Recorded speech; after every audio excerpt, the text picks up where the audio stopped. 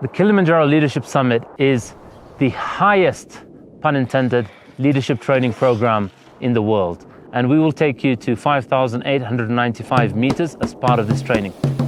I just throw off. We are doing this in the midst of what could be called a global lockdown that's happening across the world.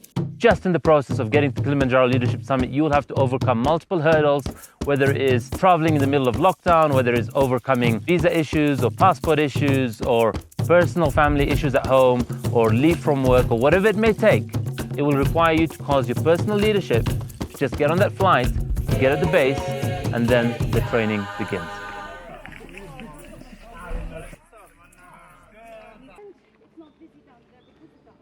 This program is not designed to fit into your world or a controlled environment. This is designed to be a pattern interrupt to your life, and we're going to take you from your comfort zone to completely out of your comfort zone.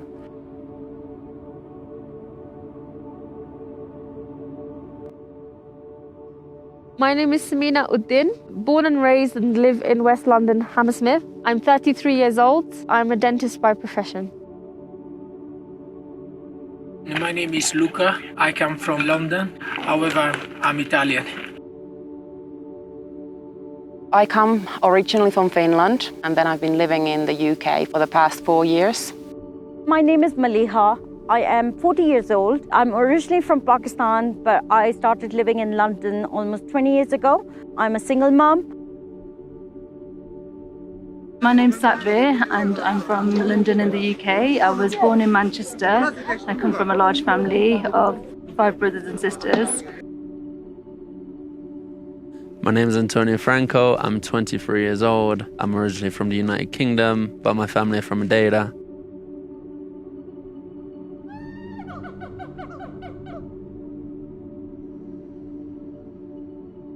It should be an honor. Let go. No, screw that. Do it yourself, Chicho. Do it yourself. Oh, it's an honor, privilege, Wait until day 5. When I become famous, you will say, I touch his arm. I'm trying to be as limitless as possible. By doing a trekking in Kili is one of the examples that even a person like me at 51 with the limit fitness training can achieve and can do Kili as well. Motherfucker suggested. I'm feeling okay, yeah guys, just to let you know that I'm 10 minutes here.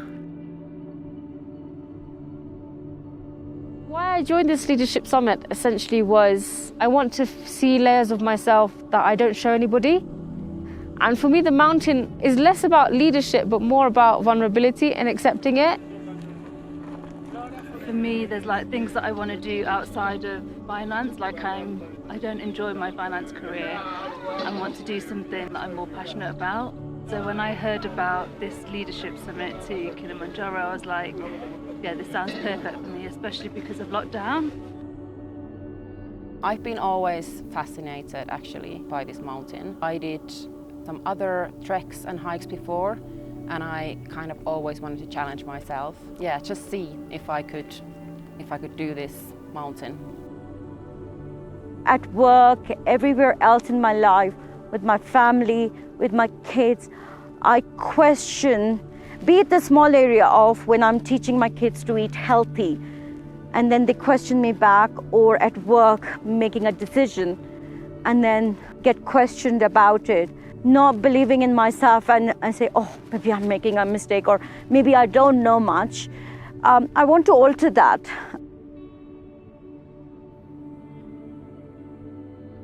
The thing that was stopping me from doing Kili was finance. Being a student, I've had every reason not to fly out here, pay for Kili.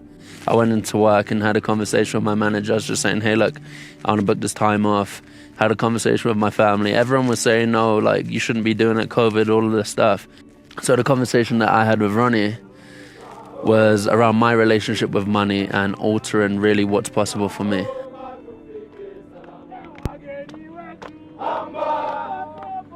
Oxygen is 90, it's showing. Yes. And pulse now it's gone to 112. I'm grateful for the fact that I can stay one day without a shower and also get used to the smells. and That you don't have COVID. and yes, this proves every half an hour, maybe also every 10 minutes, that we are COVID-free because we can smell every single shit. I'm grateful for the group energy. I think we all just started off like on a real high, and we kept that throughout the whole of today, which has been really good.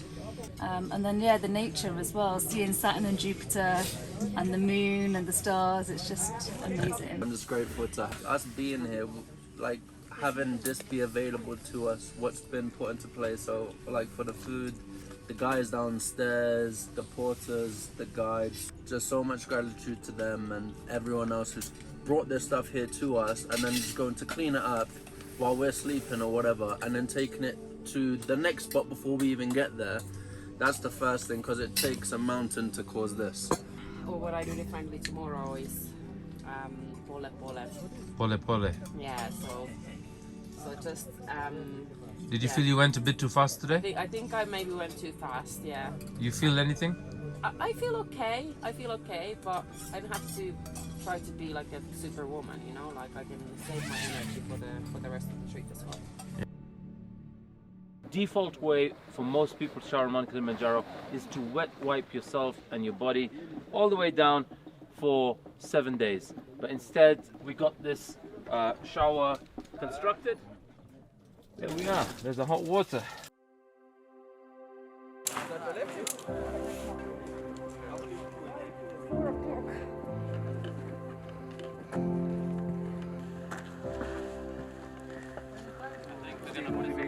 Motivated. On the mountain, you're together with what we call your mountain family. And this mountain family is a replica of the groups and the communities that we belong to at base, whether it's our personal family, whether it's our colleagues at work, whether it's the people in the company that we run as entrepreneurs. What we learn on this mountain is that you can't escape this family. I felt a bit sick, I felt tired, and I was like, oh my god, what did I sign up for? And now I'm just like, I see the peaks there and I'm like, wow. Keeping me going is my mantra. So that we had a work day before we started the climb, and my mantra was, I haven't got this far to give up now, and it is literally each step at a time.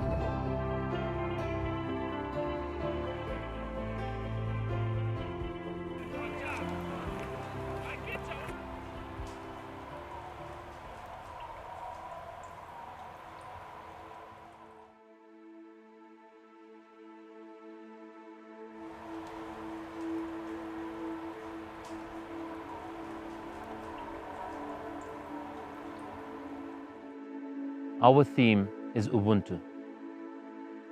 Ubuntu is a term from the Bantu tribe or Bantu community here in sub-Saharan Africa, which means I am because you are. And there's an African proverb which says, if you want to go fast, go alone. But if you want to go far, go together. And on summit day and across the whole experience of the mountain, we learn that when we try to forget about ourselves, rushing ahead and getting to the next camp, but we actually check in on others, who can we be to empower them, check in on them, make sure they're nourished, make sure they're emotionally and mentally well, make sure I manage my energy levels, my voice, my excitement, so that they aren't nervous, they aren't anxious, and that together we experience the body as one. That experience, getting to the top and coming down safely, is what's called Ubuntu.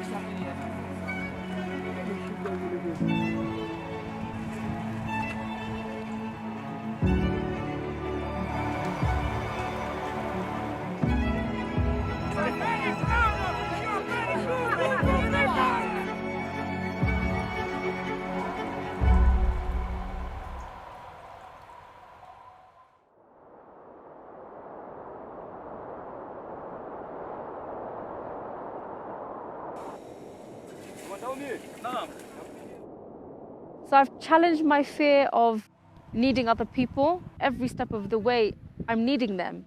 There's not a single point where I'm able to do this on my own. Absolutely no way could I do this on my own. Life is like that in a way. You can't lone wolf it all the way through life. It doesn't work.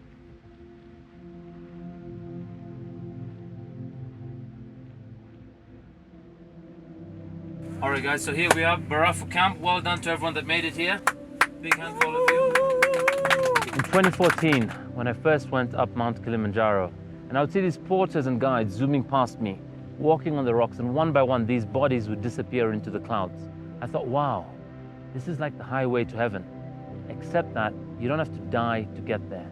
We are earthlings on earth, yet most of us spend our lives inside of concrete jungles, inside of an office, and then we retire at 65 or 70 and we think then is the time to start living. I think you need to learn how to live life right through every moment. As a child, I remember I used to close the door, put some music on and just dance on my own. Or at somebody's wedding, we do it, but still very in a reserved way. Basically, don't show this move.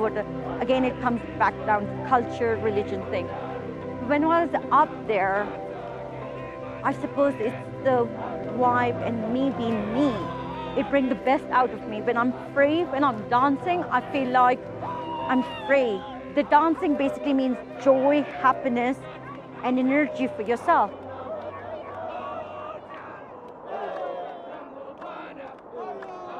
When we start to walk again to Millennium Camp, which is 4 kilometers, will take us 2 hours, then you feel much more pain. While after 1 hour, while the body is still active, it's nice and good. And you will love. Okay? You don't love. Okay. I think every single one of us is well prepared, more or less. Maybe someone is weaker than the other or stronger, but if we arrive here, I'm sure if now is the time to use our state of mind and they say, I can do it, I can push it. It's painful, yes, it will be painful for me as well, it will be painful for Ronnie, Ronnie did it 6 times. It will be painful for everybody, it will not be easy for anyone. But I think we can do it.